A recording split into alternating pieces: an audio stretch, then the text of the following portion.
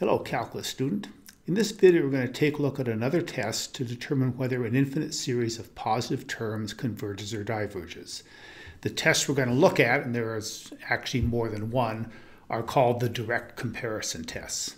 Now, we've defined what it means for an infinite series to converge, so we're going to review that notion very quickly here.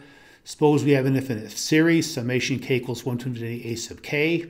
We've defined the partial sums, S1, S2, S3, etc., where Sn is just the sum of the first n terms of the series, a1 plus a2, and you stop at the nth term plus a sub n. Now, as you saw in the previous sections and previous videos, the sum of the infinite series is defined to be the limit of the sequence of partial sums. So the limit of the sequence we see here, and those are the partial sums. So in other words, the summation k equals 1 to a sub k is the limit as n goes to infinity of the summation k equals 1 to n a sub k. Of course, the sum you see here is just the partial sum s sub n.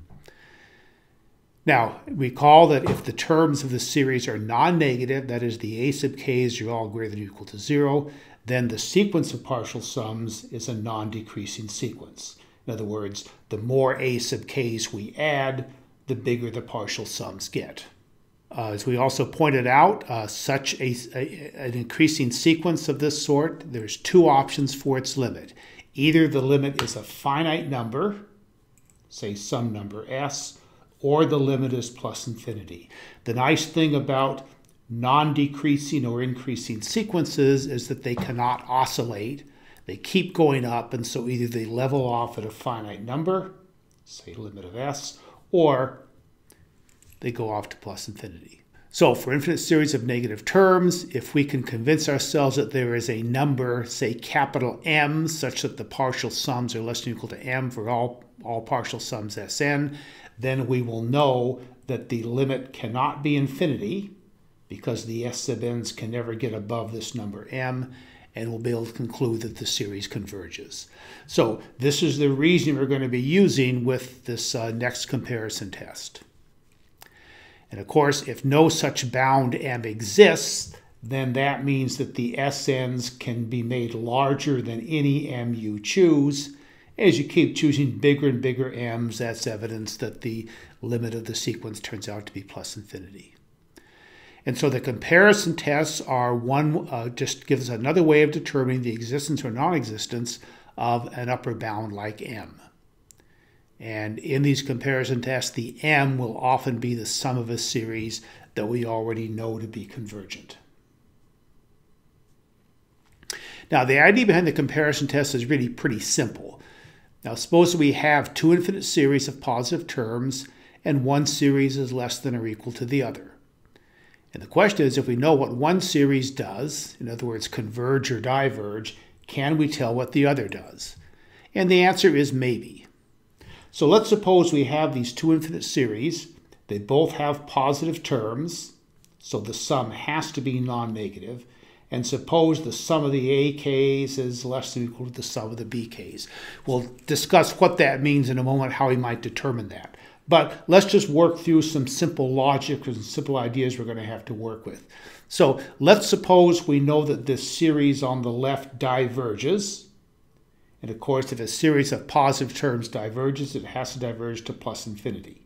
Now, this series is bigger, and so its sum is going to be bigger than plus infinity, or in other words, it too will also diverge. So if you know the lower series here diverges to plus infinity, then you can imply that this larger series also diverges. The other logic we'll apply is this. Suppose we know that the summation of the BK series converges to some finite number. Let's just call this S. Then we know that over here, this smaller series can't get any bigger than S, so it will have to converge also. So in this case, the convergence of the series on the right implies the convergence of the series on the left. And notice this arrow has gone different directions in both of these discussions. And here's where you want to be careful. Just one more little example. Suppose we know that this series on the left now, suppose we do this one converge to a finite number. Could we conclude this one converges to a finite number? Well, no, it's bigger. So this is the bigger sum, the bigger number. It might be finite, but it could also be bigger, in fact, so much bigger that it's infinite. So we're going to often talk about this logic, making sure that your conclusion makes logical sense. If something is bigger than a finite number, then that bigger thing could still be infinite. So if we know the series of the AKs converges, there's nothing we could say about the BKs. Now, generally we want to show one series is bigger than another. We'll do that by comparing the terms of the series. The bigger terms lead to the bigger series. Now, as we just saw, the logic is a little different when you want to conclude a series converges or diverges. The inequalities were a little different to work with. So the comparison test really has two parts. So here's part one. This is how we conclude convergence. We assume we have two infinite series, and we know what one of them does. Okay, so the CK series is a convergent series of positive terms. Again, always positive terms in this video.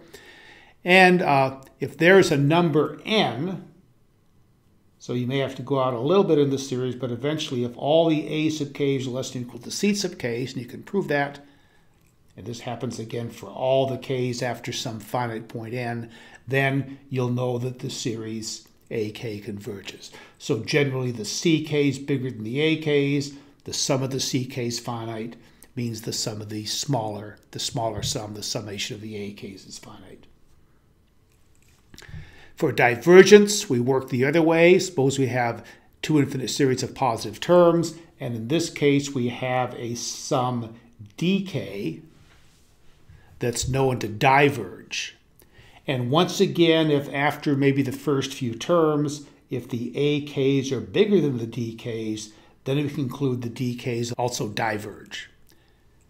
So if after some finite point, the AKs are bigger than the DKs, then we can conclude that the summation of the AKs also diverges. So in this case, the DKs are smaller, but they sum to infinity. So if the AKs are bigger, they have to sum to something bigger, which forces them to infinity. So look at a couple of examples here, and for each we'll go into a little extra detail to understand how the tests work and what they tell us about the series being tested. So for our first series, let's determine whether the infinite series summation k runs from 1 to infinity, 3 divided by 6k squared plus k minus 6 converges or diverges.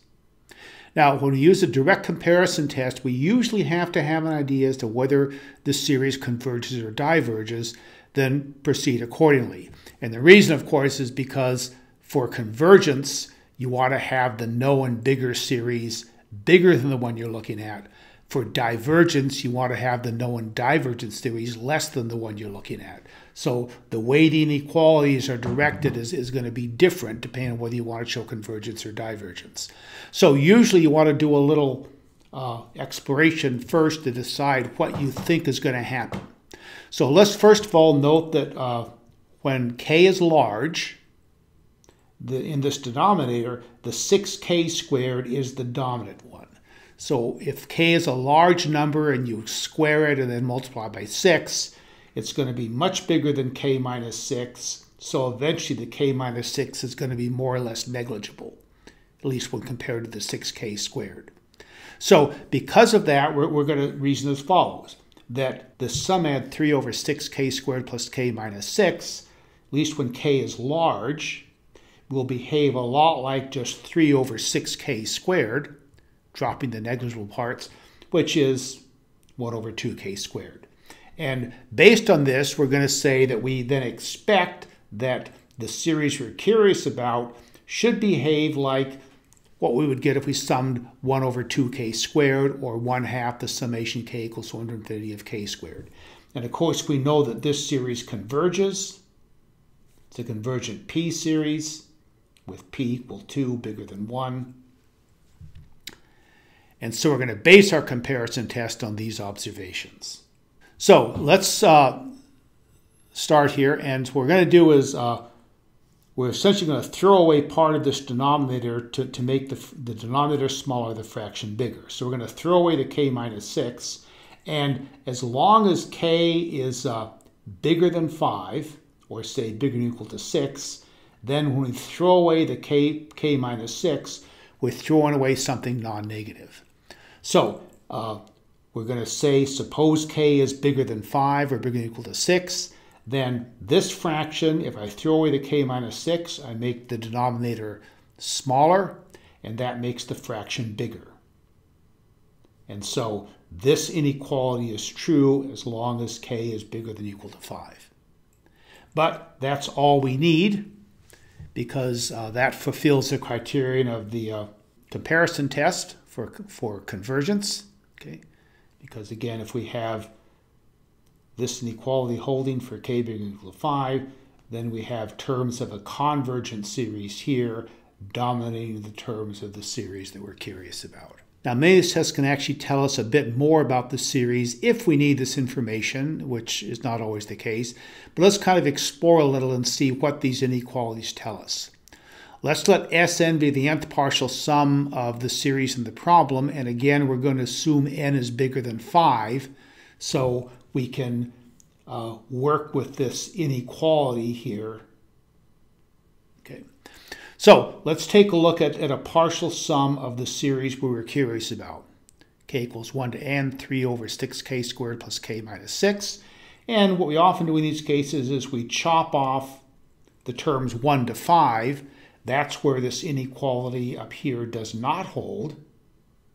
And then we'll go from 6 to up to n to finish off the partial sum. Okay. Now, we're going to just carry this term along because we don't really have an inequality if k is less than or equal to 5. But for the series out here, with k running from 6 on, we know the terms are less than 1 over 2k squared. So we can replace this expression by this one, and we have a simpler thing to look at here, something bigger. And then if we now make this upper limit infinity, then we get something even bigger. And we can then use a calculator. This sum is known. Turns out to be pi squared over 12. And we can add this stuff as just finally minute numbers. That gives us about 3.35 for the answer. And so that tells us any partial sum of this series is no bigger than 3.35. So whether or not that's useful information, of course, depends on what you're trying to do. But if the partial sums are bounded by 3.35, then their limit is bounded by 3.35. So in particular, we can conclude that this infinite series sums to something no bigger than 3.35. Now, as to what that sum is, I don't know, but with more work, you might be able to get a better estimate.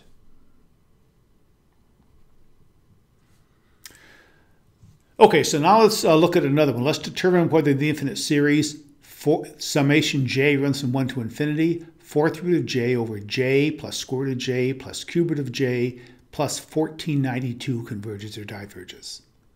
So we'll again start by kind of deciding what the series does in an informal way, and then we'll nail down the direct comparisons. So in this case, again, we think about what happens when j is large. And if j is large, then in the denominator, the j term is much bigger than anything else. If you take a square root over cube root of a larger number, you get a smaller number. And if we assume j is bigger than 1492, then this term is really going to be very dominant. So we expect this thing is going to behave something like the 4th root of j, there's the numerator, over j, or 1 over j to the 3/4. And so we're going to expect that the series we're curious about behaves like this series, summation j goes from 1 to infinity, 1 over j to the 3/4. And again, that's a p series with p equal 3/4, and it diverges because the p is less than 1. So now that we kind of expect what's going to happen here, and we want to prove divergence, let's go ahead and look at the inequalities we need to know. So now we're going to show that once j gets past 1492, that we actually can generate something smaller. So we're going to get here terms of a smaller divergent series. So if j is bigger than 1492, then we can say the following. If I replace square root of j by j, j is something bigger. Replace cube root of j by j, that's something bigger.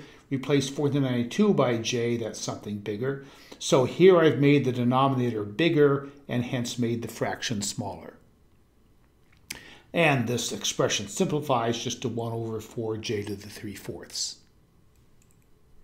And so here is our inequality for the formal comparison. Okay, so the comparison test again works again. We've established this inequality between this term and this term as long as j is bigger than 1492, and that's enough to make the comparison test work. So again, what does this tell us, or why does this work? So let's again take a look at some partial sums.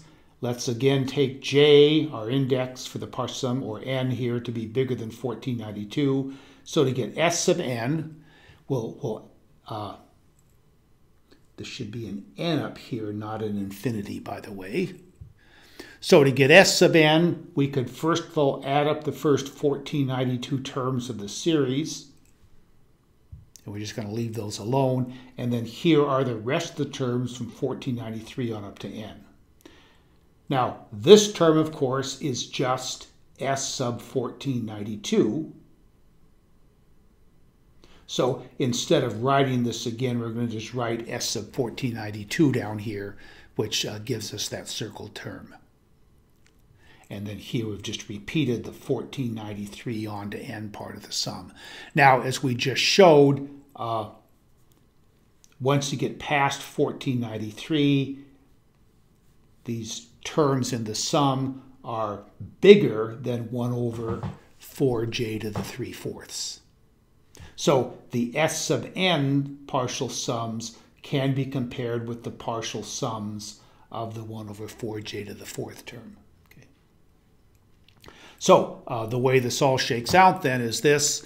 So when we go to look at the sum of the series, again, it is the limit of the partial sums. And as we see up here, the partial sums are bigger than this finite sum, s 1492, which is just some number, plus this partial sum from 1493 to n of 1 over 4, 3 to the j to the 3/4. And so as we take the limit here, let the n go to infinity, this comes up to be this term. And of course, again, this is a divergent p series.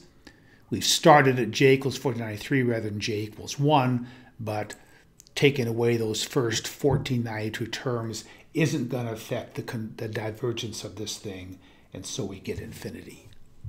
So that's how the establishment of this lower bound actually leads us to this conclusion. The partial sums are in the limit going to be bigger than partial sums of this thing, which of course diverges.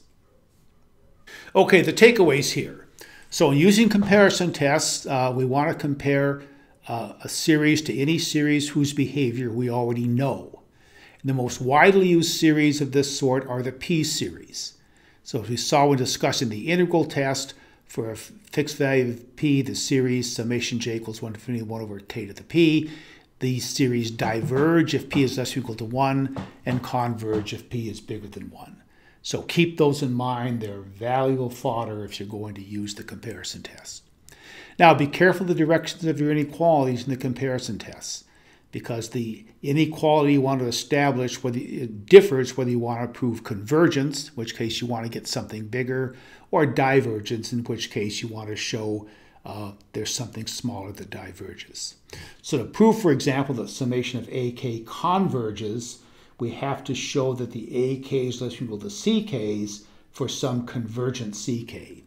On the other hand, if you want to show the AKs diverge as a series, then you have to show the AKs are bigger than or equal to DKs for some divergent series.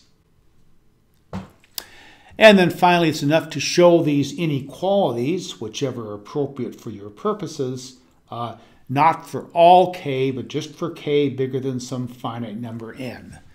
In our case, we had n equal 5 and n equal 1492, but as long as this can happen for some fixed positive number that you can point to, you're good.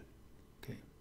And in that case, we're really comparing the tails of the series really from the n plus 1 to infinity on, but since the first part of a series, a finite part like this, doesn't affect the convergence or divergence, that's all we need to do. Okay. Finally, use your common sense when you work with the comparison tests. So think about your conclusions, and based on the information, does your conclusion make sense? So in particular, if things like this, if summation AK converges and you know that the AKs are bigger than the CKs, you cannot conclude anything about the AKs. If this is finite, let's say equals S, and this is bigger, well, bigger might mean infinite. Okay. Likewise, if the summation of DKs diverges and you know the AKs are equal to DKs, then all you know is that this sum is less than this one. And if this one's infinite, something smaller could still be finite. So you won't know whether it converges or diverges. Okay, this was kind of a long video, but practice with this. Make sure you work with those p-series and keep thinking as you work with this test, do my conclusions make sense? Thanks. Bye.